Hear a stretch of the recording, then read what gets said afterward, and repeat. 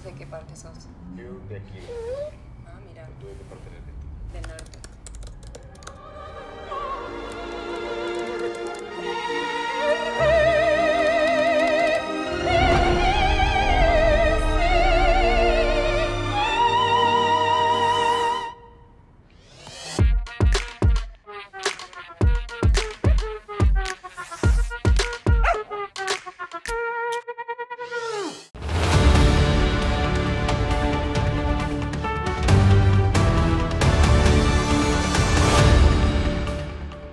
Komið sæl og velkomin í Spursmál, föstudaginn 10. maí. Þetta sögulegur dagur hjá okkur Íslendingum, því dagur 84 ár liðin frá því að Bretar hertóku landið í hildarleiknum mikla sem nefndur hefur verið heimsstyrjöldin síðari. Það er víða sem að stormarnir geisa í dag og það er reyndar allt við suðumark í borgarstjórn Reykjavíkur í kjölfar þáttar sem að María Sigrún Hilmarsdóttir birti á RÚV á mánudaginn. Það átti að vera kveiksþáttur en fyrir einhverja óskiljanlega atburðarás breyttist það í kastljósþátt og það er annað mál. En þar upplýsir hún það hvernig borgarstjórinn í Reykjavík fór fyrir borginni og afhenti olíufélögunum stóru mjög verðmætar byggingalóðir vítt og breitt borgarlandið. Þetta eru lóðir þar sem að bensínstöðvar standa í dag en í mörgum tilvikum voru lóðarlegu samningar félagana útrunnir. Það er að segja, félögin áttu ekkert tilkall til þessara lóða umfram aðra, borgarbúa eða aðra. En það var þó gert og þarna talið að milljarðaverðmæti hafi verið afhent þessum félögum án endurgjalds. Borgarstjórinn í Reykjavík hefur brugðist ókvæða við en málið hefur núna loksins verið sent til innri endurskoðunar borgarinnar eftir að hafa legið hjá borginni í 3 ár án þess að fá slíka afgreiðslu. Þetta mál er auðvitað ekki síst áhugavert í ljósi þess að borgarsjóður stendur mjög höllum fæti og það munar hverja krónu í þessu árferði. Þetta er mál sem við ætlum að ræða betur hér í fréttum vikunar á eftir. En það er víðar sem að eldarnir brenna. Seðlabankinn ákvað fyrir vikunni núna á miðvikudaginn raunar að halda stýrivöxtum sínum óbreyttum sinn, eða þar sé að nánast fram á haustið komandi og ætlar að hafa þá 9,25%. Það finnst mönnum eðlilega mjög hátt, meðal annars Vilhjálmi Birgissyni formanni Starfsgreinasambandsins sem að brást ókvæða við þessum tíðindum. Seðlabankinn segir hins vegar að það sé margt í hagkerfinu sem að enn þarfnir skoðunar og athugunar við, það þurfa að kæla hagkerfið meira til þess að ná verðbólgunni niður. Og Seðlabankinn er reyndar í kappi við tímann, hann verður að ná verðbólgunni niður fyrir 4,75% fyrir september á næsta ári. Ef hann gerir það ekki, þá losna stóru kjarasamningarnir sem tiltölulega nýlega voru samþykktir í karphúsinu. Þetta er gríðarlegt hagsmunamál fyrir þjóðina, fjölskyldurnar í landinu og það er vonandi að þeir sem að mestu geta ráðið það hvernig verðbólgu þróunin verður á komandi mánuðum taki það til sín. Það eru auðvitað fyrirtækin í landinu sem að mega ekki hækka vöruverð umfram það sem nauðsyn krefur og svo verður ríkissjóður að taka sig saman í andlitinu, það er að segja ríkisstjórnin og reyna að draga úr þeim gríðarlegu ríkisútgjöldum sem að við horfum upp á. Það er í raun ótrúlegt að sjá útgjaldavöxtinn á síðustu árum. Hann hefur farið úr tæpum 900 milljörðum árið 2019 í tæpa 1500 milljarða á næsta ári. Við sjáum það samkvæmt áætlunum núna að ríkissjóður verður rekinn með tapi að minnstakosti til ársins 2028. Þetta er að sjálfsögðu óásættanlegt. En það eru jákvæð tíðindi inn á milli verður að segjast því að núna er gosinu lokið á Sundhnúkagígaröðinni sem að svo er nefnd. Það eru góð tíðindi auðvitað því að það er ekki gott að hafa virt eldfjall á Reykjanesinu. Vondu tíðindin eru hins vegar þau að leið og gosinu lauk að þá jókst jarðskjálftavirkni á svæðinu og sérfræðingar telja líkur á því að eldgos geti hafist þar innan tíðar. Við munum að sjálfsögðu fylgjast með því máli hér á okkar vettvangi og mbl.is og á vettvangi Morgunblaðsins eins og við höfum gert hingað til og við munum kalla til okkar sérfræðingar til að fara yfir þessi mál á hverjum tíma. Í fréttum vikunar hér á eftir fæ ég frábæra gesti til mín, þau Sönnu Magdalenu Mördudóttur sem er borgarfulltrúi sósíalista. Hún ætlar að ræða meðal annars málefni Dags B. Eggertssonar og borgarjarðana sem að afhentar voru og svo Frosti Logason, fjölmiðlamaður í broadcasti. Hann hefur sennilega skoðun á þessu máli eins og öðrum sem við munum taka fyrir hér innan tíðar. Að loknu spjalli fréttir vikunar fæ ég svo til mig Jón Gnarr, forsetaframbjóðanda. Hann er í mikilli vörn, samkvæmt könnunum, en hyggst núna sækja fram og ég ætla að rekja úr honum garnirnar með það hvernig hann hyggst snúa blaðinu við. Fylgist þið með.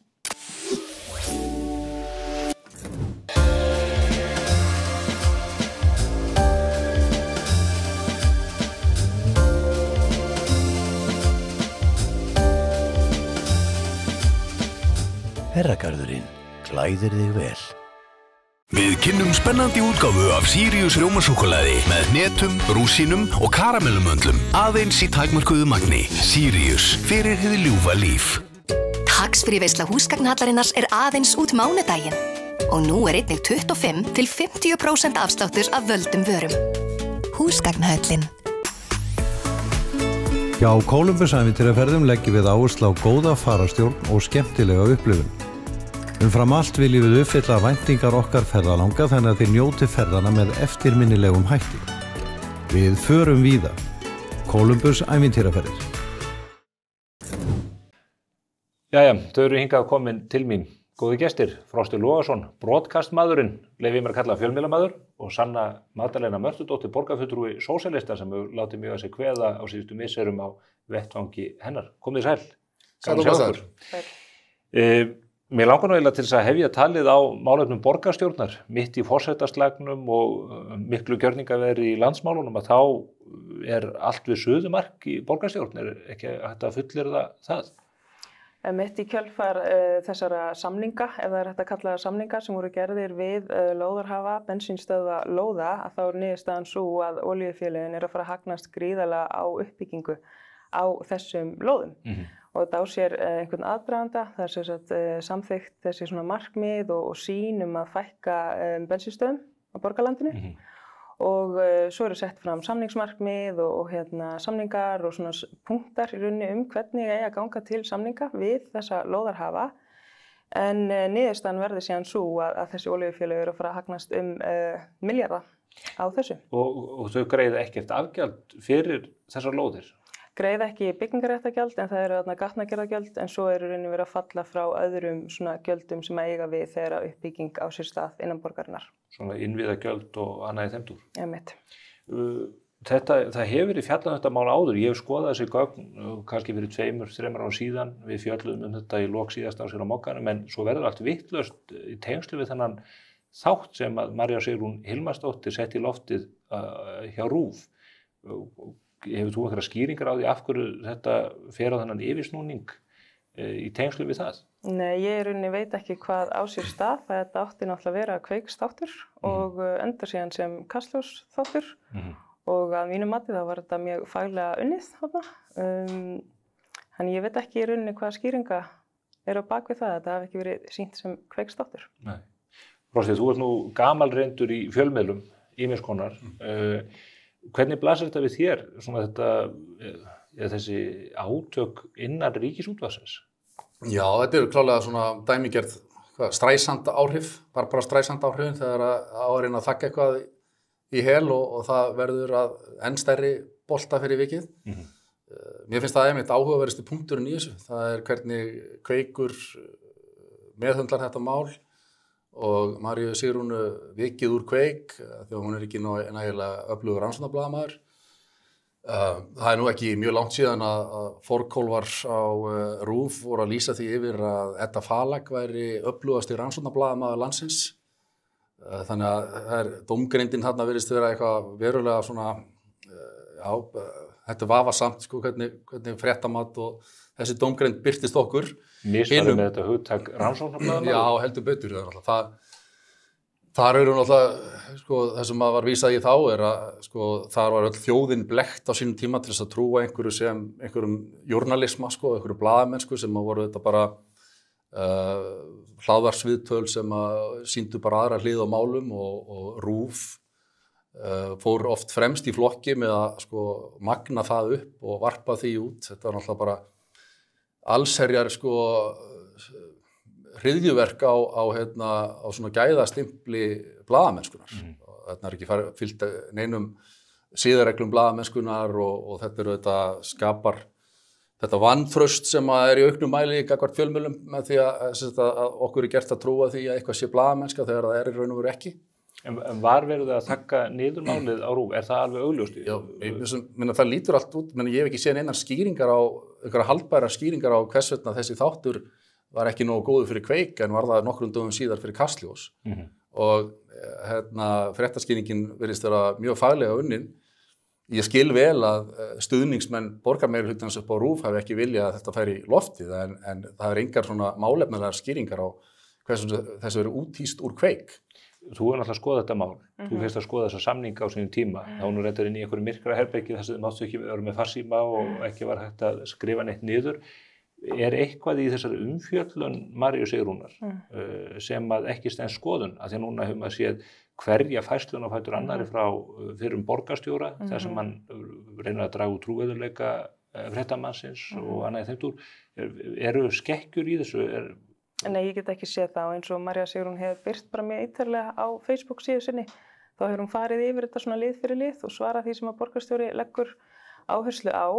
Mér finnst þetta einmitt sko, þú veist, þetta fyrst lagt fram í borgarráði í maí 2019 og það hefur svona verið talað að allir fulltrúar hafi samþykkt þetta, en rétt að taka fram að það ekki allir fulltrúar í borgarráði sem eru með atkvæðarétt, sem eru einungis áheyrnarfulltrúar og fá þess vegna ekki að kjósa mál en geta tjáð sig vissulega og geta sett fram sína sýn og afstöðu vissulega á hlutina, til dæmis í formi bókana sem svona lýsir afstöðu til mála, en það voru þarna nokkrir fulltrúar, þar á meðal ég sem var ekki sem sagt, með atkvæðarétt, var áheyrnarfulltrúi, þannig það þýðir að þú mátt tjá þig, leggja fram tillögur, fyrirspurnir, en þú getur ekki kosið hlutina. Varaðu þú við þessu þar? Sko, í rauninni förum við yfir þetta og erum öll sko sammála þeim samningsmarkmiðum að þú veist þeirri sýn að fækka bensínstöðum í borgarlandi. En ég held að engum hefði getað órað fyrir rauninni að niðurstaðan yrði svo að olíufélögin myndi hagnast milljarða eftir þessa samninga. Talaði að ganga svona til samninga, að maður eitthvað svona já, allt í lagi, þú veist, hefja viðræður og væntanlega í viðræðum þá þarf einhver að gefa eftir og þú veist, þú færð ekki allt sem þú vilt á einu bretti, en mann svona líður eins og niðurstaðan sé svo að það séu þarna stórfyrirtæki sem eru að hagnast á gæðum sem að eru ekki þeirra, sem eru gæði almennings og að þeim sé í rauninni bara rétt þessi svona gríðaleg, hvað segir maður, tækifæri til þess að hagnast á húsnæðisuppbyggingu, selja byggingaréttin áfram og mér finnst það að vera kjarni málsins í þessu. Mér finnst alls ekki skýrt í þessum samningsmarkmiðum að þetta yrði niðurstaðan. En það augljóst að þessi pólitík meirihlutans að vilja útrýma eða fækka bensínstöðum eins og bílastæðum og bara einkabílnum í Reykjavík sko hvatinn að þessu, gott og vel, það þeirra pólitík, en það virðist sko allir samningsstöðu hafa verið hengt út með baðvatninu bara í þeirri viðleitni að við viljum losna við þetta sem fyrst og við gefum ykkur þetta bara færum ykkur á silfurplatta og hagsmunir borgarbúa hafa þeir að engu. Sem eru þetta mjög illa haldið á spilunum fyrir hönd borgarbúa að þessum borgarstjórnar meirihluta í þessu máli. En nú þetta komið til innri endurskoðanda borgarinnar. Það búið að reyna að koma því þangað reyndar í held ég 3 ár, en núna allt í einu fellst Einar Þorsteinsson og meirihlutin á það. Innri endurskoðandi, er það réttur vettvangur til að taka á svona stofnun innan borgarinnar sem að þáverandi borgarstjóri hefur komið nálægt og þekkir mjög vel til allra sem þar starfa. Hefði ekki verið betra að fá einhvern óháðan aðila utanaðkomandi til að fara yfir þetta? Mér finnst þetta gott fyrsta skref og við höfum séð gagnrýnar skýrslur frá innri endurskoðanda, við höfum séð alls konar svona úttektir sem að benda á ýmislegt sem að bara þarf að laga innan borgarinnar. Þannig ég bara býð spennt eftir að sjá hvað kemur út úr þessu og einmitt bara mikilvægt að halda til haga að þú veist þegar þessi samningar eru lagðir fram að þá bara ekki þú veist skýrt að þetta verið niðurstaðan, talaði að þurfi að að væri hægt að vinna nýju deiliskipulagi og ef það yrði þá næði fram að ganga þá einhvern veginn myndi þetta allt fara af stað, þannig að þegar við erum að ræða í rauninni þessi samningsmarkmið þá þetta liggja þessi deiliskipulagstillögur ekki fyrir í endanlegri mynd. Varðandi Ríkisútvarpið sjálft, þeir eru þögla sem gröfin, málið einhvern veginn konar borð skrifstofustjóra útvarpsins en ekki útvarpsstjóran sjálfs. Mun þetta hafa einhverja eftirmála eða afleiðingar fyrir þessa aðila sem að reyndu að koma í veg fyrir birtingu þessara mikilvægu upplýsinga? Ég get ekki séð það fyrir mér í fljótu bragði. Þetta hefur þær afleiðingar að þetta rýrir enn frekar traust almennings á RÚV og auðvitað ættu þá einhverjir að sæta ábyrgð fyrir það en það virðist ekki, við erum ekki að fá neinar tilhlýðilegar skýringar á þessu frumhlaupi, hvernig á þessu stóð og þessar glósur sem að hún fær frá yfirmanni sínum með kveik náttúrulega, það ótrúlegt að að feminísk öfl í þessu þjóðfélagi séu ekki að grípa til varnar fyrir Maríu Sigrúnu í þessu máli. Þetta er bara svona, þetta er lúalegt dæmi hvernig veist að konu sem að sinna starfi sínu vel. Af hverju ætli það gerist ekki? Svona, af hverju ætli feministar sem oft bregðast ókvæða við þegar að hallar á konur með einhverjum hætti taka sig saman og rísa upp? Það heyrir ekki múkk í þeim hópi. Nú verði ég eitthvað, ég man ekki hver var að skrifa á samfélagsmiðlum, en svona var að vekja athygli á því að hún var kona í þessu stöðu og þyrfti að vera einhverja skýringar setta fram af hverju þetta hafi ekki verið birt upphaflega þar sem átti að birtast, sko. Og það er eitthvað sem maður vill fá skýringar á og svona umfjöllun Það verður fróðlegt að fylgjast með framhaldinu í þessum efnum.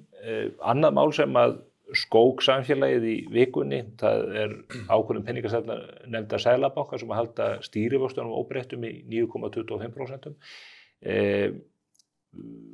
Seðlabankinn spáði að hagvöxtur verði mjög lítill hér á árunum, er að lækka spá sinni úr 1,9% sem að þótti mjög lágt í 1,1%. Það er mikill herpingur í hagkerfinu. Hvaða tilfinningu þið fyrir þessu? Ég er bara hættur á botni í þessu. Ég er bara að segja alveg svo Ég hef nú séð einhverja sjóðstjóra vera að tala að þetta sé bara frábært fyrir almenning að fá meiri vexti á reikningana sína, en ég hef ekki verið var við það. Ég sé það með bólna sjóði sem er að vaxa í þessu ástandi þvert á móti og þetta hækkar allt verðlag í landinu og það er að leiðandi verðbólgu. Við erum að éta skottið á okkur sjálfum með þessu. Tekur undir það sem Sigurður Ingi segir að stýrivextirnir séu farnir að vinna gegn sjálfum sér? Já, mér finnst það alveg augljóst og það var margir fróðari menn en ég bent á það. Þannig að þess að segja ég er bara hættur á botni í þessu og mér fannst eins og aðstæður í þjóðfélaginu væru orðnað þannig að það nú væri kjörið að fara að lækka vextina því að áhrif stýrivaxta breytinga gæti ekki fyrir kannski löngu síðar og það þarf að vera svolítið með smá fyrirhyggju í þessu og þetta er ég skil ekki þessa peningastefnu. Þú nú verið málsvari þeirra sem minnst hafa milli handana fólks á leigumarkaði inn í félagslega kerfinu. Þetta hlýtur að koma mjög illa við þann hópan allan. Þetta bitnar á almenningi og þau sem eru í verstu stöðinni er að greiða fyrir þetta og mér finnst mjög góð ályktun sem kom frá ASÍ, Alþýðusambandinu, sem að taka fram þetta varðandi bara ójöfnuð og í rauninni að þetta vaxtastig í rauninni viðhaldi bara því að fjármagnseigendur eru að hagnast á þessu og það bitnar á þeim sem eru í verstu stöðinni, til dæmis á leigumarkaði sem einhvern veginn að greiða fyrir stöðuna sem við erum komin í og þetta er ekki að fara að laga neitt. Þegar almenningur settir í þessu stöðu þá þurfum einhvern veginn að greiða fyrir eitthvað sem er alls ekki honum að kenna og tala kjarasamningar sem hafa verið hóflegir og svona að það voru væntingar það að það myndi einhvern veginn hafa áhrif á þessar ákvarðanir sem hafa verið teknar en við sjáum enga vaxtalækkun og þetta er aldrei svona skakt í því samhengi. En það væri þetta á samtíma mjög vont ef að Seðlabankinn grípi ekki til þeirra aðgerða sem þeir telja nauðsynlega til þess að draga úr verðbólgunni. En þetta er augljóslega ekki að virka. Þannig að það er alveg augljóst að það þarf að fara einhverja aðra leið því þessi leið er bara alls ekki að virka. Hefur hugmyndu hvað þetta gera? Það þarf náttúrulega að skoða þau sem eru með breiðu bökin í samfélaginu, skoða hvernig skattlagningu er háttað gagnvart þeim hópum, skoða meira þau sem hafa tekjurnar. Heldur það dragi úr verðbólgunni að skattleggja fólk meira? Já, í rauninni bara að skoða allt þetta svona efnahagsumhverfi þannig að það sé ekki almenningur sem látin greiða fyrir þessa stöðu sem við erum í efnahagsumhverfinu. Eitt af því sem að þú mikið rætt og hefur fókus á eru félagsbústaðir. Það er rosalegt að sjá reikningana hjá þeim. Nú eru menn hættir að geta fært upp virðismatið eins og ekkert sé og áhöld það hvort að þessi gríðarlega mikilvæga leigueining inn í félagslega kerfinu geti bara risið undir skuldbindingu sínum. Hvernig ætlið þið að taka á því? Sko það sem mér finnst mjög skakt í þessu er í rauninni þessi kraf fjárhagslega sjálfbærni sem er í rauninni sett á leigjendur til þess að halda félaginu gangandi. Að í rauninni helstu tekjurnar sem koma inn til félagsbústaða eru leigutekjur sem þurfast að standa undir öllum þessum kostnaði, afgreiðslu, lána, viðhaldskostnaði og öllu því. Þannig að mér finnst alveg augljóst að þegar við erum að tala fátæka leigjendur innan Reykjavíkurborgar að það þurfum að endurskoða módelið þannig að það sé ekki fátækt fólk sem er að byggja uppbyggingu að greiða fyrir uppbyggingu félagslegs húsnæðiskerfis. Þannig að þú vilt fá meiri innspýtingu inn í félagsbústaði. Og það er jafnvel, finnst mér eðlilegt að skoða leiguverð því þetta er alls ekki eitthvað lágt leiguverð þó það sé lægra en á þessum almenna markaði. Ég hef heyrt ýmislegt frá leigjendum félagsbústaða bara háan leigukostnað og sé jafnvel ekki vera að sinna viðhaldi eins og ætti að vera að gera. En nú borgarsjóður galtómur, gengur illa á skuldabréfamarkaði, allir yfirdrættir keyrðir í botn. Það ekki, menn hafa ekki borð fyrir báru til þess að bregðast við.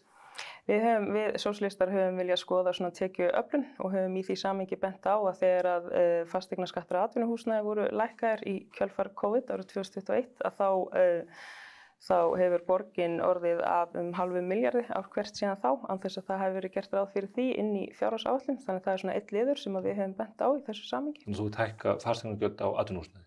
Hafa það eins og þau voru fyrir árið 2021, allavega að endurskoða hvernig við erum að fá inn tekjur frá fyrirtækjum í borginni og jafnvel hægt að skoða kannski eftir stærð fyrirtækjana. Rósi, þú ert Reykvíkingur, það ekki? Jú. Já, hvernig horfir þetta við þér? Ég alveg stikkfrí því ég bý ekki í Reykjavík. Ég upplifði bara mikla efnahagsóstjórn í Reykjavík og ég sannaði nú betur inn í þessu með félagsbústaðan og það, en ég nú bara almennt hlynntur því að við reynum að stuðla að einhvers konar verðhjöðnun í landinu og hætta að hækka allt úr öllu valdi. Það auðvitað það sem er að herða sultarólina hjá okkur öllum, það bara endalaus gjöld og hækkanir og öllu. En ég þakka fyrir að ég sé ekki í þeirri stöðu að þurfa að leysa þessi vandamál. Þetta er flókið úrlausnarefni. Þau eru ekki öfðusverði borgarsjóðum? Nei, klálega ekki og sérstaklega miðað við stöðuna eins og hún er. Það er ótrúlegt hversu illa hefur verið haldið á fjármálum borgarinnar á undanförnum árum og áratugum. Og þetta er bara, mér tekst ekki að skilja hvernig það er ekki farið í frekari aðhaldsaðgerðir og skorið niður alls konar svona gæluverkefni og svona fyturendur sem eru óþarfar í kerfinu. Það er mér algjörlega óskiljanlegt. Við höldum áfram ár eftir ár og þetta bólnar allt út og með meiri kostnaði fyrir alla borgarbúa. Man hefði haldið að stærðarhagkvæmni borgarinnar ætti að geta unnið með henni. Algjörlega, það virkar ekki í þessu tilfelli. Nei. Þú skuldbinduðu til að hækka ekki áskriftin á broadcastinu, er það ekki þitt framlag til þess að vinna ekki að verðbólgunni? Jú, heldur betur. Ég er alveg harður á því, þá verður ekki hækkun neitt á næstunni fyrir en að stýrivextinni fara niður. Þið hefur haldið í sama horfinu. Já. Annað mál sem að kannski fellur dálítið í skuggan af þessum stórum málum miðað við það sem áður var, það eru goslokin á Reykjanesi. Nú gígurinn kulnaður sem búinn að valda þessu miklu usla núna í svo mánuðum skiptir. Á sama tíma bara farið að tromma upp fréttir að það bara stefnir rýmingu í Grindavík, annað gos á leiðinni. Hvernig horfir þetta við fólki almennt? Ég finn mikið til með Grindvíkingum og ég hef miklar áhyggjur af þessu, sérstaklega fyrir hönd atvinnulífsins í Grindavík og þeirra byggðar sem að þar hefur verið. Það eru flestir komnir einhvers staðar í eitthvað tímabundið skjól en mér hefur fundist líka að vera ótrúlegt það vísað til þess, ég nú ekki svo gamall að ég mun eftir því, en það ekki sagt frá því að í Vestmannaeyjagosinu 73 að það hefði liðið 3 mánuðir frá að byrja að gjósa þangað til allir voru konur með lykil af viðlagarhúsum en eins og staðan í dag þá allt einhvern veginn á hvolfi í þessum málum og Grindvíkingarnir eru ekki með fast land undir fótum og svo eins og ég segi rosalega erfitt til þess að hugsa að þessi bær sem er svona óbóðslegur máttarstólpi hefur verið í útgerð og öðrum greinum sem að hefa bara fært okkur óbóðslegar tekjur öllu þjóðarbúinu, þetta skuli vera viðvarandi ástand sem að sér ekki fyrir endan. Þetta virðist engan enda að taka. Það er óbóðslega erfitt. Hver atburðurinn rekur annan. Gríðarlegt álag fyrir samfélagið þarna, eða íbúana sem eru núna bara búin að dreifast landi og það einhvern veginn svona hugumanns hjá þeim, bara varðandi einhvern veginn afleiðingarnar sem þetta hefur, að koma það fyrir í nýju sveitarfélagi, að vera ekki lengur innan kannski þitt fólk sem bjóst við hliðina og einmitt starfandi á sveitarstjórnarstiginu, þá hugsa maður svo mikið bara Reykjavíkurborg nær samfélagið, ef að Reykjavíkurborg væri bara ekki lengur einhvern veginn til í þeirri mynd sem hún hefur verið öll síðust ár og það væri nú skrítin veruleiki, þannig ég get ekki sett mig í spor þeirra sem eru núna bara að upplifa mikla óvissu og bara svona hvað mun framtíðin ber í skauti sér. Ég nú svo mikill sósíalisti að ég þeirra skoðunar að þegar að svona atburðir eigi sér stað, svona náttúruhamfarir eins og þessara, að þá eigi viðkomandi íbúar á slíku svæði ættu að geta fengið bara lífið sitt eins og það var, einhvers staðar annars staðar, án þess að þurfa að taka upp veskið. Það er bara að sé eitthvað net sem að grípi fólk í slíkum aðstæðum. En það er alls ekki þannig í þessu tilfelli. Það er ekki verið að reyna það svo að gangi hægt með þessu Þórkötluverkefni. Það er bara langt í frá, sko, ég hef heyrt í mörgum Grindvíkingum sem er kannski komnir í húsnæði og svona, en það er alls konar auka kostnaður sem fellur til og þetta hefur verulega áhrif á fjárhag þeirra sem í þessu lenda og mér finnst að það ætti ekki að vera þannig. Alveg nóg er sko bara áfallið sem slíkt að missa heimili sitt með þessum hætti og þú þurfur ekki að vera að punga út sko úr eigin vasa. Mér finnst að Ísland sem svona þetta velferðarsamfélag á náttúruhamfara svæði eigi að vera með þannig net að við séum ekki í þeirri stöðu að þurfa. Nú ég var nú að útskýra fyrir félaga mínum í Þýskalandi að það eða fyrir Íslendinga að rýma Grindavík svona svipað og fyrir Þjóðverja að rýma Frankfurt. Þetta auðvitað gríðarlegt mál ekki bara fyrir íbúna, þetta hagkerfið í heild, þetta reynir mjög á alla innviði hérna. Varðandi málana, ég að fá Jón Gnarr hingað til mín á eftir að ræða forsetakosningarnar, það styttist óðum í þær, þetta eru 3 vikur það bil. Hvernig hvað tilfinningu hafið fyrir kosningunum? Ertu búin að gera upp hugðinn hvernig þú hyggst styðja? Nei, ég þarf eitthvað að kynna mér þetta betur, það sem frambjóðendur hafa að segja, en ég ekki búin að ákveða og svona að nota útilokunar aðferðina og Hvað eru margir eftir á listanum? Ekki mjög margir. 2, 3? Ekki alveg viss, þetta svo, ég þarf aðeins að kynna mér betur og bara hlusta á allir þessi viðtöl sem hafa verið tekin og hvað þau standa fyrir og svona, mér er svona ákveðin grunngildi mikilvæg, þannig ég bara þarf aðeins að sitjast yfir þetta, mér er engin eitthvað svona að vera standa rosalega mikið upp úr ef ég á að vera hreinskilin. Kemur til greina að skila auðu? Já, aldrei, ég útiloka það aldrei. En þú, Frosti, þú eru búin að taka viðtöl við frambjóðendum? Já, ég er búin að kynna mér þetta þokkalega vel og einlaglega hef ég ekki gert upp hugminn, ég segi það bara alveg eins og þetta er ótrúlega áhugaverður tími til að vera kjósandi á Íslandi. Þarna eru margir frambærilegir frambjóðendur, það er engin spurning að það eru margir sem vel geta valdið þessu embætti, en það er engin svona, í mínum huga sem að svona rís langt upp úr öllum öðrum og þetta er svona, já, ég veit ekki, erindi margra misjafnt. Persónulega, ég skal bara segja alveg svo mér finnst erindi Arnars Þórs vera svona mest afgerandi, það sem hann sker sig úr að hann er ekki þessi glóbalisti sem er tilbúin til að kyngja öllu sem hingað kemur frá alþjóðastofnunum. Ég finnst það virðingavert. Mér finnst það bara að vera óbúslega hugrækt á honum. Þetta þessi skoðun er skotspót góða fólksins í gríð og erg, en hann er mjög ákveðinn og er einlægur og heiðarlegur. Þetta samt ekki stuðningsyfirlýsing. Mér finnst Halla Tómasardóttir líka vera ótrúlega af þessum viðtölum sem ég hef tekið, þar skein hún hvað skærast, hún er alveg maður heyrir meira talað þau 2 síðustu dagana. Já, þau eru náttúrulega að skríða upp núna í 5% eða eitthvað svoleiðis undir og ég er búin að vera að bíða eftir að þau myndi gera það, eins að ég eiga þau séns?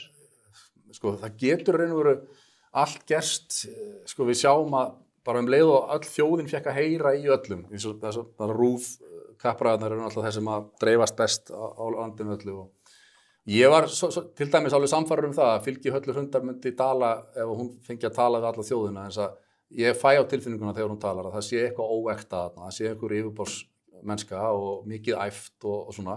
Hún er auðvitað samt, eins og ég sagði, hún er einn af þessum frambærilegu kandidatum sem gæti alveg vel valdið þessu embætti, en það er eitthvað svona, það er eitthvað fráhrindandi við hversu mikið æft þetta er. Og Baldur Þórhallsson er snillingur, það er minn gamli kennari úr stjórnmálafræðideildinni, frábær kennari, vel að sér í alþjóðamálum og er einn þeirra sem gæti líka vel valdið þessu. Mér finnst erfitt með forsetafrúna hann Felix að hann hefur í gegnum tíðina verið einn af þessum sem er með ábúðslega dómhörku gagnvart þeim sem eru annarra skoðunar en hann. Mér finnst það erfitt fyrir einhvern sem situr á Bessastöðum að vera slíkur einstaklingur, ég bara segja það alveg hreint út, þó að það sé ekki endanlega, einhver dauðadómur yfir þessu framboði, ég er ekki að segja það, þetta truflar mann. Og já, og svo eru Katrín Jakobsdóttir auðvitað líka, náttúrulega með sína reynslu og auðvitað getur hún gert þetta líka, en ég held að fólk að margir vilja frambjóðanda sem algjörlega ótengdur pólitíkinni og Jón Gnarr til dæmis frábær kostur fyrir þá sem hugsa þannig.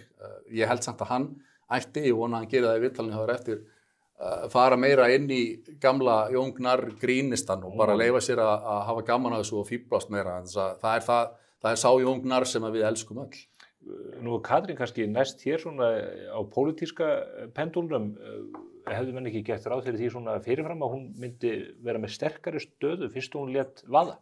Ég geti ekki hugsað mér að kjósa hana. Mér finnst bara hvernig hún hefur staðið að þessu og einhvern veginn bara farið frá sínum störfum þar sem hún forsætisráðherra og það embætti hefur alveg svona felur í sér vald til að geta tekið ákvarðanir fyrir þjóðina. Og einhvern veginn svona telja sig geta haft meiri og betri áhrif sem forseti ekki eitthvað sem ég átta mig á, þannig ég persónulega geti alls ekki hugsað mér að kjósa hana. Ég var að gefa þér það, Stefán, að viðtölin þín hérna í spursmálum hafa nú verið bara einn þau bestu til þess að fá svo almenningur geti svona átta sig á karakterum og hvernig þetta kemur fram og þú hefur orðið fyrir árásum vegna þessa að fólk vil meina að þú sett að gera slutdræfar. Ég vil taka upp hanskan fyrir þérna þessa. Katrín Jakobsdóttir fekk alveg sömu meðferð eins og allir aðrir, fekk mjög krefjandi spurningar hérna. Varðandi Höllur Hrund, það mjög áhugavert, það það sem fólk rís upp hvað mest út af því, sko, það skrýmsladeild Sjálfstæðisflokksins sem var farin af stað og blái trukkurinn og allt þetta. En þessar spurningar sem þú komst með þar, ég get ekki betur séð, þegar til dæmis, hún vísar hérna í 99 EHF sem fyrirtæki sem hafa gert þessa fínu vefsíðu fyrir Orkustofnun. Og ég fór að skoða það mál bara sjálfur og ég sé ekki betur en að það sé annað fyrirtæki, Viska VF, sem fer nú viska.io, sem stæri sig af því verkefni að hafa unnið þessa vefsíðu fyrir Orkustofnun og það sést inn í opna reikningum að þeir fá einhverjar 10 milljónir króna fyrir það.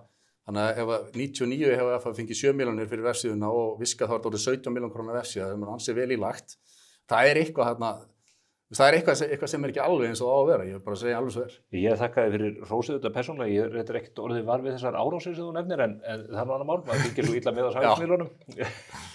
En þetta eru mál sem við erum auðvitað að skoða og auðvitað þurfa fjölmiðlarnir að vera vakandi í þessum efnum og það verkefni að... Þessar spurningar þínar, fólk brjálaði yfir þú spyr þarna baldur út í einhverja kynlífsklúbba eða þetta er bara spurning sem er nauðsynlegt að koma fram. Baldur svara því þá vel eða illa og hann gerði það bara vel í þessu tilfelli að mínum mati og þá metur almenningur það bara út frá því hvernig það kemur út og það er bara hollt fyrir alla. Nú sá ég ekki hennan þátt en svona allavega umfjöllun þetta fannst mér mjög sérkennilega að vera að spyrja út í hvar maður hefur jammað, skildi ég þetta rétt? Mér finnst það einhvern veginn ekki... Nei, ég hveti eins og aðra þá sem hafa gagnrýnt þetta, flestir þeirra hafa ekki hort á þáttinn, þannig að þetta er allt aðgengilegt á mbl.is og það skýrist mun betur í viðtalinu hvað er verið að vísa í og fréttir sem við fluttum upp úr því. Þannig að við höfum hafnað ásökunum það að vera með einhverjum óeðlum hætti að draga einkalíf fólks inn í umræðuna. Það er einfaldlega verið að velta upp vöngum yfir því hvort að það sé eitthvað í fortíð fólks sem að geti varpað skugga á embættið. Það getur verið einhver þáttaka í einhverju klúbbastarfi erlendis, en það getur líka verið embættisfærsla eða annað í þeim dúr eða skoðanir sem að fólk hefur lýst opinberlega. Við erum brunnin út af tíma. Jón Gnarr bíður eftir því að komast hér að við borðið, en ég þakka ykkur kærlega fyrir gott og áhugavert og líflegt spjall á þessum góða hausti. Takk fyrir að bjóða okkur. Sanna Magdalena. Takk fyrir. Hér eftir örfáar sekúndur, Jón Gnarr að ræða forsetaembættið. Hvert skref skiptir máli. Frá okkar fyrsta til okkar næsta. Allt skiptir þetta máli og kemur okkur lengra en við töldum mögulegt. Toyota. Förum lengra. Hefur þú smakkað Opal Top? Silkimjúkur súkkulaði ís með saltri lakkrístífu sem fær bragðlaukana til að dansa. Vertu í top feeling með MSIs.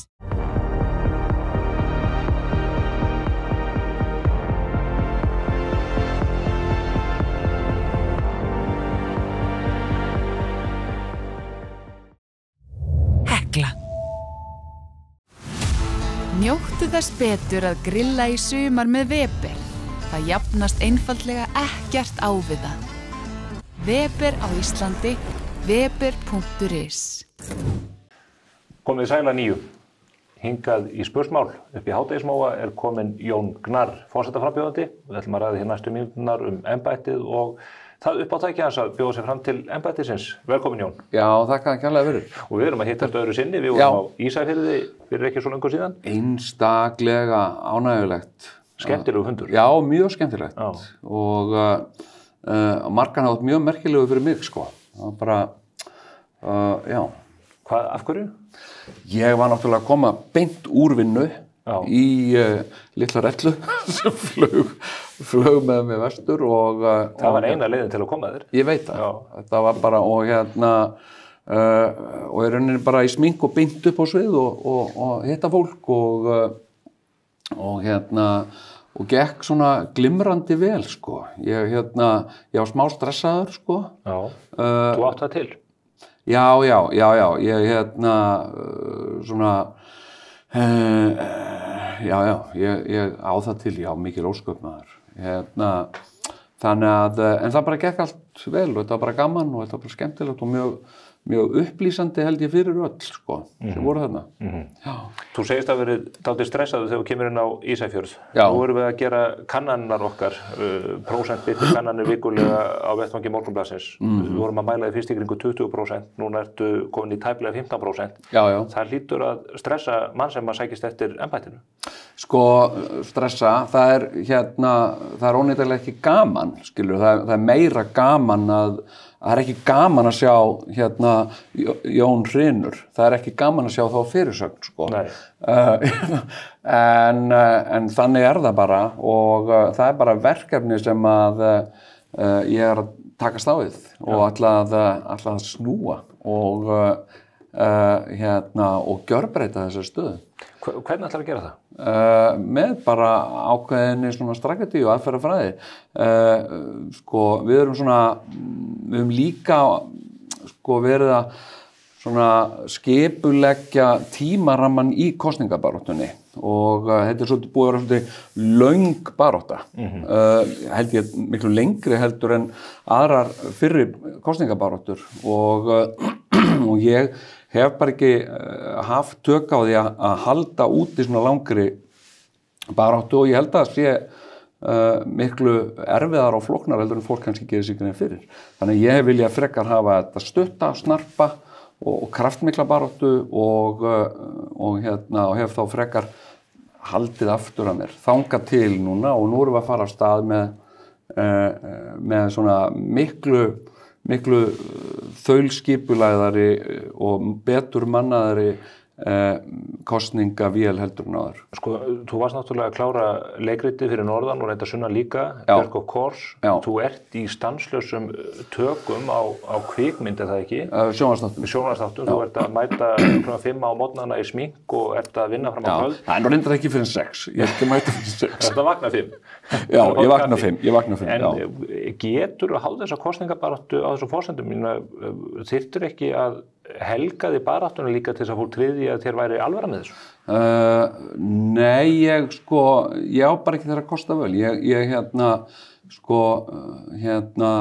er bara, minn raunveruleiki er að ég er sjálfstætt starfandi Íslendingur. Ég er ekki að vinna hjá fyrirtæki eða stofnun og ég bý mér til mína vinnu sjálfur og mín vinna er mitt eigið hugverk. Ég bý hana til úr engu í rauninni. Ég bara hugmyndir mínar sem kviknaði í höfðinu á mér og svo set ég þetta í einhvers konar framleiðslu og bý til pródúkt úr þessu sem er sjónvarpsefni, sviðsefni, bækur, útvarpsefni eða eitthvað og ég hef engin í þessum bransa þá er ekkert svona þessi möguleiki að setja hluti í pásu á meðan þú fara að gera eitthvað annað af því að þetta fylgir mjög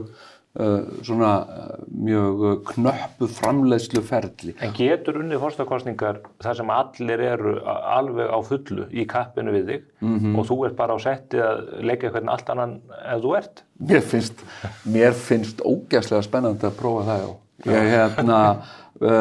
mér finnst það bara virkilega spennandi og ég vona að fólk virði það við mig og umberi það að ég að vinna en ég líka að reyna að gera þetta og í því felst alls ekki nein óvirðing gagnvart þessu embætti eða öllu þessu ferli hreint ekki, en þetta bara mín staða eins og hún og, Þú ert ekki að nýta þig baráttuna til að búa til, þetta ekki gjörningur svo við bara orðum það beint? Nei, þetta engin gjörningur og bara staðan mín bara þessi, ég að taka upp sjónvarpsþætti, þetta er fjölþjóðleg sjónvarpsþáttaserja, þetta Þannig að þú býrð yfir alþjóðlegri reynslu? Já. Þetta sem sagt belgískir aðilar sem að framleiða þessa þætti ásamt í samstarfi við íslenska aðila og þetta löngu skipulagt og þannig að þetta bara staðan mín, ég ekkert plott, ég ekki að nota eitthvað til þess að kynna eitthvað annað og svona. Þú ert ekki að fíbla þjóðina? Nei, en svo ég líka bara þannig og líf mitt bara þannig og þegar þú ert sjálfstæður og stendur á eigin fótum og þarft alltaf að skoða næsta skref og hvað og hvað gerist ef ég tek þetta skref eða hitt skref eitthvað svona að þú veist, ég verð alltaf að vera með eitthvað B-plan. Þú varst kjörinn í borgarstjórn, vannst stórsigur í borgarstjórnarkosningunum 2010 þegar Ísland var í miklu upplausnarástandi eftir bankahrunið. Þú satt síðan í borgarstjórn og sem borgarstjóri í 4 ár, þannig að þú ert ekki ókunnugur kosningabaráttum eða að taka slægja þessu tagi. Nei. Þú vannst þennan sigur, þú satt sem borgarstjóri, af hverju ósköpunum bauðstu þig ekki aftur fram? Þorður ekki að leggja verk þín og störf í dóm kjósenda að þeim tíma loknum? Jú, enda var það alveg ljóst að samkvæmt skoðanakönnunum að ég naut mikils fylgis og svona töluverð ánægja með frammistöðu mína og störf. Ég var bara ég var bara búin að klára þetta. Ég kláraði bara þetta kjörtímabil. En þú ert ekki búin að þú hefur ekki uppfyllt kosningaloforðin? Með íspjörnin? Já, meðal annars. Það fullt af fólki í samfélaginu sem mjög ósátt við út af því máli. Já, ég ég vissulega reyndi þetta með íspjörnin en það var bara ríkið var bara ekki til umræðu það Það íspjörn á Bessastöðum, reyndar bara feldurinn á honum? Já, ég veit það, en ég líka með hund sem svona lítill íspjörn, Hvítur sefer? Já. Hvað heitir hann aftur? Klakki. Já, og mun hann fylgja þér á Bessastaði? Já, hann mun fylgja mér á Bessastaði og ég held hann verði gríðarlega sáttur þar og muni telja að hann eigi það allt saman skuldlaust og muni fara þarna landareignina og fylgjast vandlega með öllu. Nei, en síðan var það bara þarna á þessum tíma eftir borgarstjórnartímabilið að það var svo mikið af listrænum verkefnum sem að mér langaði til þess að fá tíma til að sinna. Að öðru, á borgarstjóra tímabilinu, þá var þér leið á hálsi fyrir að framselja vald borgarstjóra að miklu leyti í hendur annarra. Dags B. Eggertssonar ekki síst, S.B. Blöndals, samstarfsmannsins líka, margir töluðu að þó að borgarstjórin fái greitt fyrir það að vera framkvæmdastjóri borgarinnar, þá hafur bara alls ekki verið að sinna því. Það hafi verið á höndum annarra manna. Já, þetta náttúrulega bara alrangt, og segja svona í rauninni bara anstíkilegt, vegna þess að halda þessu fram bara anstíkilegt, vegna þess að ég sinnti starfi mínu mjög vel. Þú sinntir í öðruvísi en borgarstjórarnir? Já, ég reyndi bara til dæmis að draga úr óþarfa pólitískum afskiptum af daglegum rekstri borgarinnar og síðan líka að nýta mér... Þú eftirlést þá bara embættismönnunum? Þú eftirlést þá embættismönnunum? Nei, alls ekki. Vegna þess að alltaf á endanum þá það ég sem tek ákvörðunina. Það undirskriftin mín sem á plagginu, sem sagt í því sem gert Þannig að ég reyndi bara að eiga mjög gott samstarf við fólk sem að hafði menntun, reynslu og vonandi líka og helst áhuga á viðfangsefninu og fékk hjá þessu fólki lánaða dómgreind og upplýsingu og mér finnst þetta mjög eðlileg stjórnsýsla, það að segja að eiga samstarf við sérfræðinga eða embættismenn, það að segja fólk sem sérfræðingar á einhverju ákveðnu sviði Og ég hef líka séð það þegar ég mæti á ráðstefnur, sko, svona norrænar ráðstefnur, að þá hef ég, þá það augljóst að sú aðferðafræðin þar. Það að segja að það yfirleitt mikill her af, til dæmis eins og höfuðborgarráðstefnum sem við mæta, mikill her af sérfróðu fólki, svokallaðum embættismönnum. Sko. Ég ætla að fá spila klippu hérna af fundinum á Ísafirði sem að tengir aðeins inn á þetta og út frá forsetaembættinu. Okay. Kíkja á það. Og það bara þannig, maður heyrir eitthvað og manni finnst það hljóma vel, svo hittir maður eitthvað sem hefur meira vita á því en maður sjálfur. Og maður segir, já, þetta ekki bara brilljant? Nei, það held ég ekki. Og maður allt í hennu bara, og þá snarst ég á staðnum, sko. Forsetinn þjóðarleiðtoginn. Það sem menn kallar upp á ensku head of state. Já. Þú lýsir þessu, svona sér reynsluðinni úr borginni, að þú hefur látið embættismenn og þú hlustað á embættismenn að fylgt þeirra ráðum. Já. Mér finnst það bara fagleg stjórnsýsla. En það faglegt að snúast á punktinum þegar þú búin að hitta næsta mann? Hvað þú hittir svo annars sérfræðing hinum yfir horn? Snýstu þá annar hring í hinn áttina? Sko, nei, það ekki svo einfalt, sko. En þetta bara, finnst mér bara almenn skynsemi að vera opinn fyrir einhverjum rökum og upplýsingum sem þú hafðir ekki áður og stundum ertu bara í þeirri stöðu. Það kemur alltaf að því að þú þarft að taka ákvörðun og þið langar kannski að vera með meiri upplýsingar eða ítarlegri upplýsingar en það kannski ekki kostur á því. Þannig að þú tekur ákvörðun byggða á þeim upplýsingum sem þú ert með hverju stundu og síðan sko hefðirðu kannski tekið einhverja aðra ákvörðun, hefðirðu verið með meiri upplýsingar eða fengið upplýsingar sem þú fékkst eftir þú tókst ákvörðunina hugsanlega og mér finnst sko ég vil bara vera manneskja sem opin fyrir rökum. En þetta ekki lýsing á bara veifiskatta sem að snýst eins og vindhæmi? Nei, bara alls ekki. Mér finnst þetta bara eðlileg og heilbrigð skynsemi að taka rökum og ég til dæmis bara, þú tekið sem dæmi, ég alinn upp af mjög sko vinstrisinnuðum föður. Pabbi minn var mikill kommunisti. Og ég alinn upp í mikilli andút gegn herstöðinni í Keflavík og aðild Íslands að NATO og svona. Og alla tíð hef ég svona einhvern veginn haft horn í síðu NATO eða það við séum í NATO eða eitthvað svona sko, og þetta var ekki legið vel í mér. Síðan með innrás Rússa í Úkraínu, ekki bara krímska, heldur inn í Úkraínu, þá áttaði mig á því að ég hafði bara rangt fyrir mér. Þú búin að hafa rangt fyrir þig bara í 50 ár? Já. Það dálítið langur þú kjörtjafnir fórsetið bara 4 ár. En mér finnst bara mjög gott að geta verið manneska sem get viðurkennt að ég hef haft rangt fyrir mér í einhverju og sem sagt tekið aðra ákvörðun eða haft aðra skoðun. Hvernig lítur þá á málskotsrétt forseta? Hvernig hyggstu beita honum og við hvaða aðstæðu gerist það?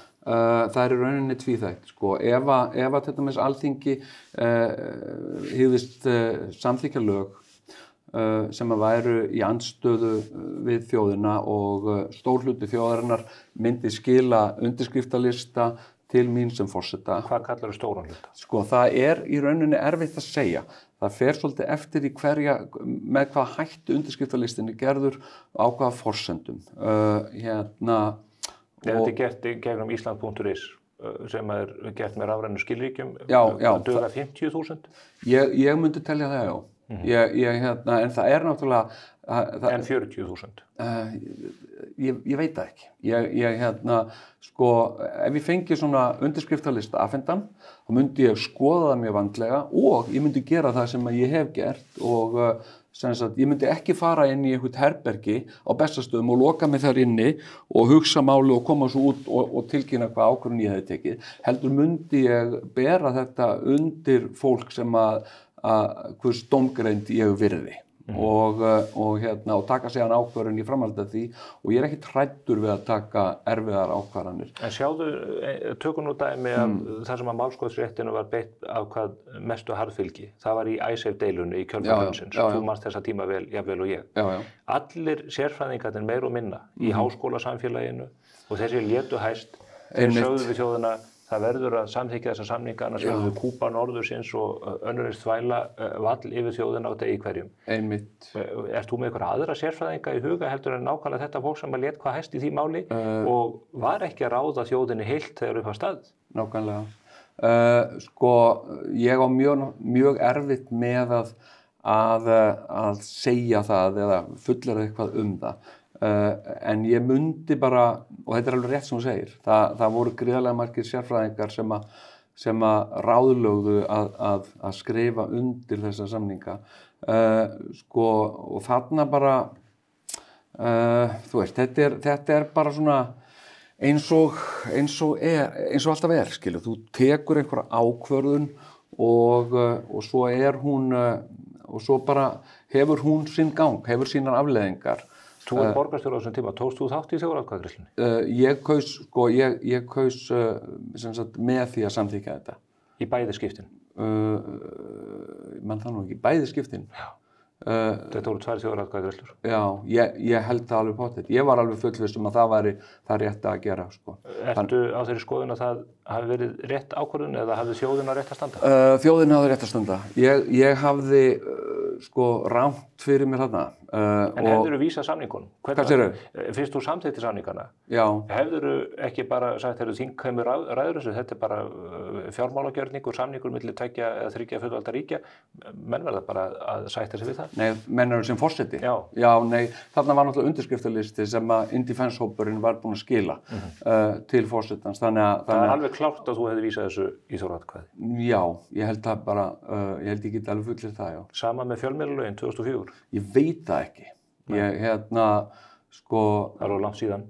Já, en þú veist, ég þekki þessar aðstæður ekki nógu vel til þess að geta sagt til það eða fullyrt það.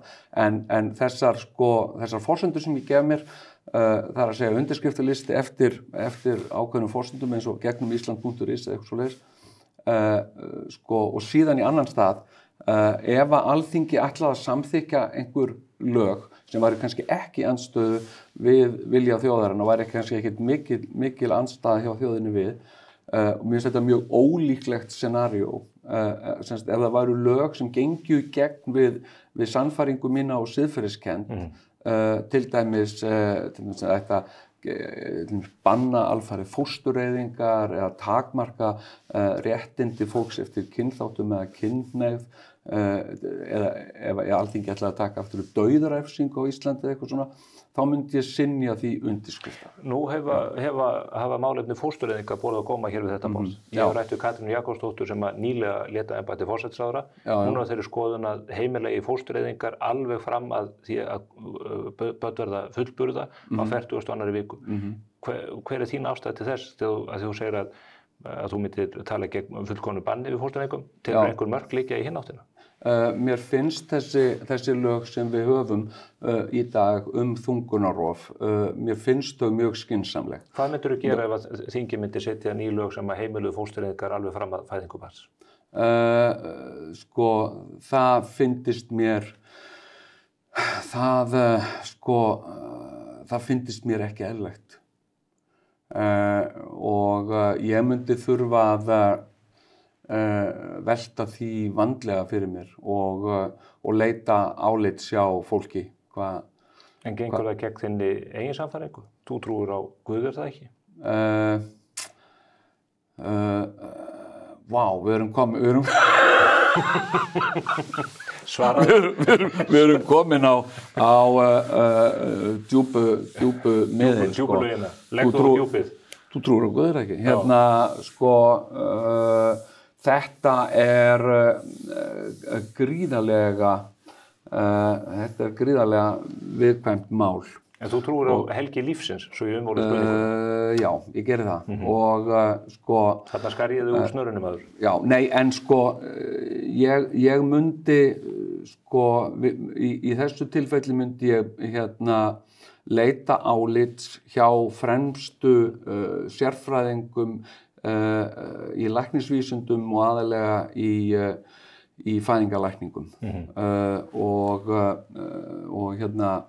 meðgöngu, hvað ég segja, kvensjúkdóma, mér finnst það sérkennilegt orð að kalla fólk sem að vinnur við að svona sinna lækningum kvensjúkdóma, en ég myndi leita ráða hjá þeim. En mér finnst þetta sérkennilegt, viðhorf og kannski ef einhver myndi setjast niður með mér og útskýra þetta fyrir mér, þá myndi ég fá einhver rök í þessu, ég bara hef ekki heyrt þau. Það býður síns tíma. Ég hef verið að spurja frambjóðendur hér út í bakgrunni þeirra og út frá því hvernig þeir geti mátað sig við embættið og hvort það sé eitthvað sem að komi í veg fyrir að þeir geti sinnt skyldum sínum með viðunandi hætti. Ég ætla að spila hérna eina litla klippu sem við þurfum að ræða í kjölfarið. En ég kominn að skemmta mér, ég vona að enginn nauðgi mér. Já, ég kominn að skemmta mér, á ég kannski að nauðga þér. Nú hefur embætti forseta virkað dálítið þannig, ekki síst í seinni tíð, að ólíkir hópar hafa getað leitað ásjár forsetans í ýmsum málum. Forsetinn verndari ýmissa hreyfinga, ekki síst fólk sem á undir högg að sækja. Viðeigandi að, þetta fyndið? Það fyndið að gera grín að kynferðisofbeldi?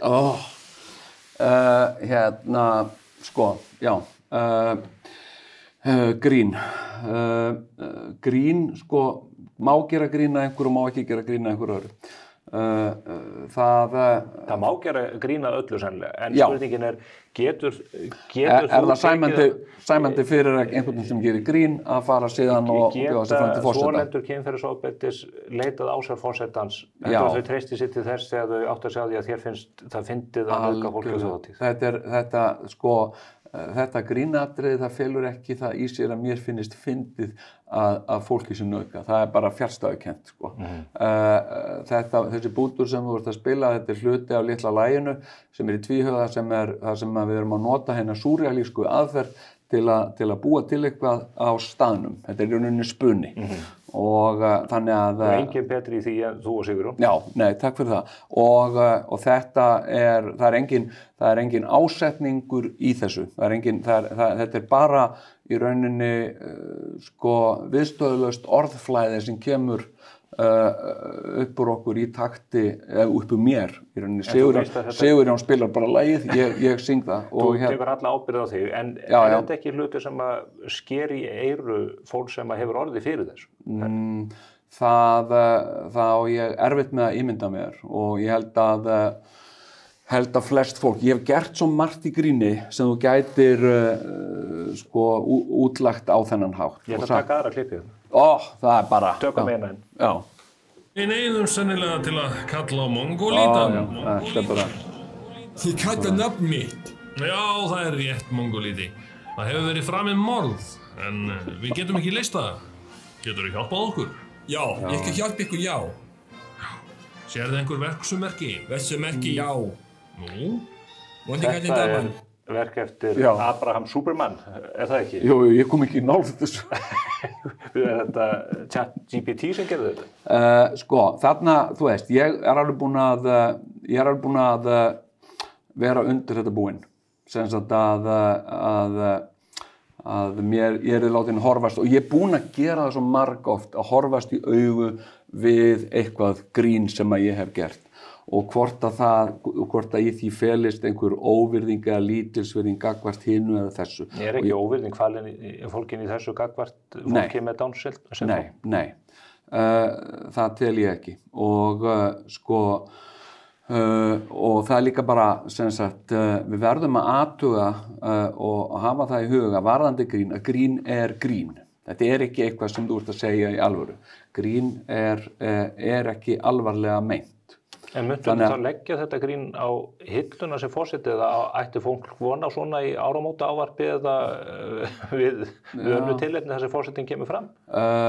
Sko, þetta er bara lítið brot af öllu því gríni sem að ég hef gert ævina. Gríðarlegt höfundaverk. Já, og ég leitaði kannski að svæsnustu dæmunum. Þú ert að grafa upp þarna. Ég meina, ég vissi alveg að sko, Þú ekki hugmyndu. Það algjörlega opna skjöldu. Nei, ég vissi alveg að kæmi að því að ég erði látin spurður út í þetta og ég hef margoft þurft að gera það og í þessu felst engin lítilsvirðing og þannig að, og þetta líka á ákveðin hátt, margt af þessu eru börn síns tíma, margt sem að sko, ég hef gert í gríni sem að ég myndi ekki gera í dag, bara því að það er breytt þjóðfélag sem við búum í, ég er bara öðruvísi maður og Nefndu þetta áhrifum woke-hreyfingarinnar?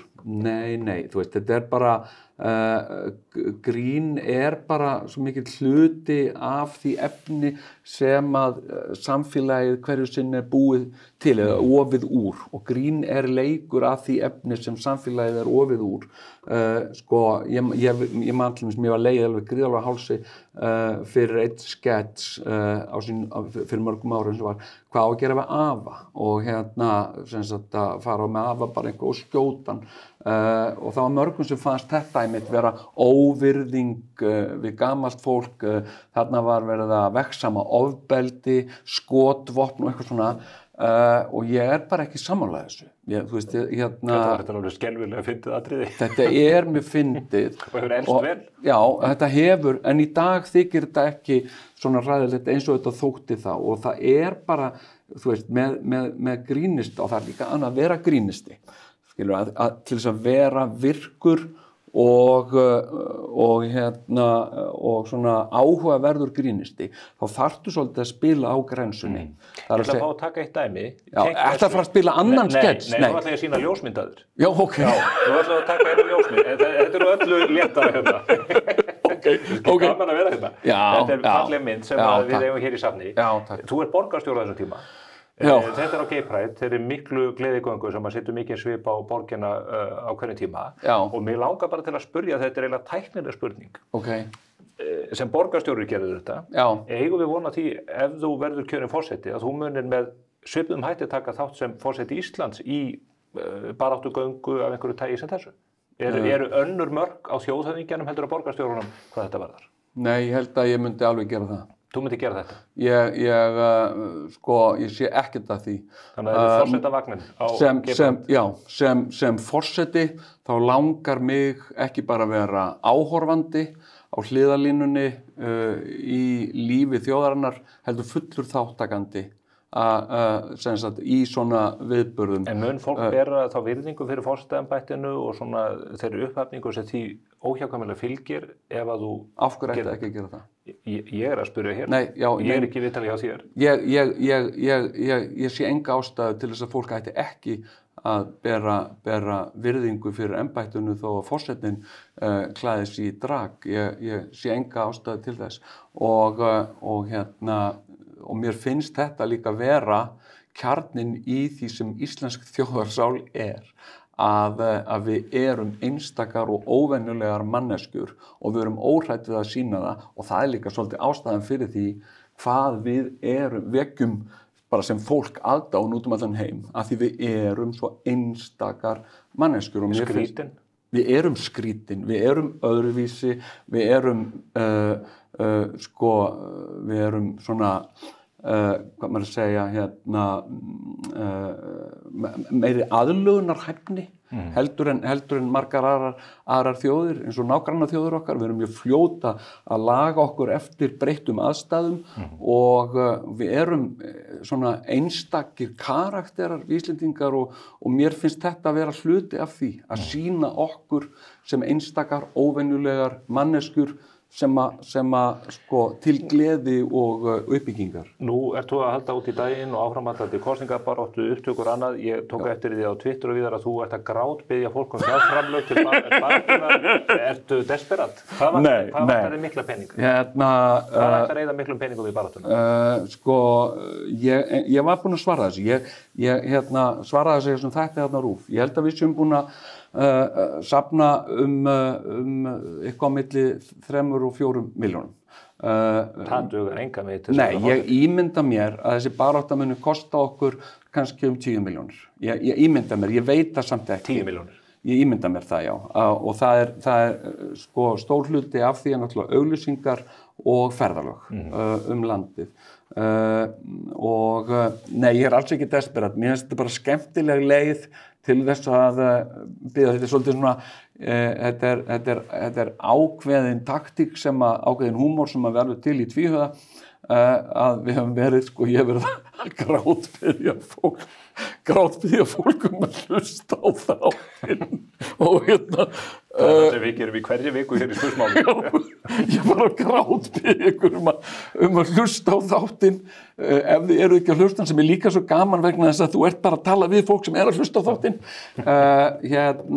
Þannig að þetta er í rauninni bara sem ég finnst þetta skemmtileg leið að segja, þú veist, ég grátbiðja ykkur, og það er líka svolítið svona sko, svona slagur sem ég er að fara á stað með í kosningabaráttunni, þar að ég grátbið fólk að kjósa mig. Og mér finnst þetta bara skemmtilegt. Þannig að, nei, ekki desperat, bara alls ekki. Þetta er búið að ganga rosalega vel. Ekki samkvæmt könnunum? Já, ég meina, sko, það er ennþá, ég er að, sko, fallir fara heill, skal ég segja.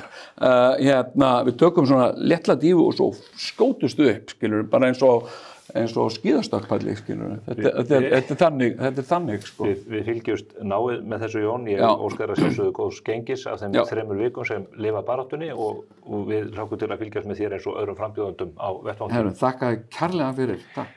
Þá er ekki meira á vettvangi Spursmála þennan ágæta föstudag. Við verðum hér að viku liðinni, eflaust með efni tengt forsetakosningunum, en ekki hvað. Verið sæl.